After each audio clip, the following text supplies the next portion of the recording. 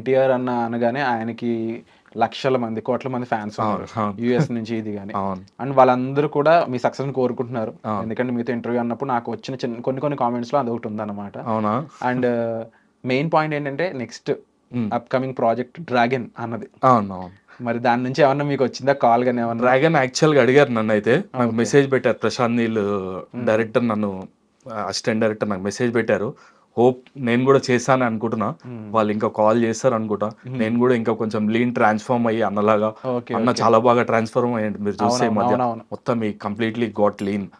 చాలా నీట్ గా బాడీ చేసుకున్నాడు, గడ్డం పెంచుకుని. నేను కూడా కొంచెం ఆ లుక్ ట్రై చేసి కంప్లీట్ అటు వెళ్ళిపోదామని చూస్తున్నాను. సో అంటే ఇప్పుడు వాళ్ళు అడిగారు కదా మిమ్మల్ని, మీరు ఆ సేమ్ లుక్ పంపించాల్సి ఉంటుందా, లేకపోతే ఎలా ఉంటుంది అసలు ప్రాసెస్? అంటే మోస్ట్లీ అయితే స్టంట్ మ్యాన్ కి అవసరం లేదు లుక్. అంటే లీన్ ఉంటే చాలు. బ్యాక్ షాట్స్ కి మోస్ట్లీ ఏం చేస్తారంటే బ్యాక్ షాట్స్ పెడతారు.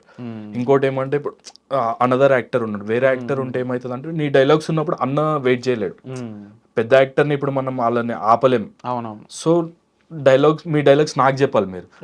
సో నా బ్యాక్ షాట్ లో ఫేసింగ్ ఉండి షోల్డర్ పెడతారు. షోల్డర్ పెట్టి హెయిర్ మ్యాచ్ అవుతుందా అంతవరకు సరిపోతుంది అనమాట.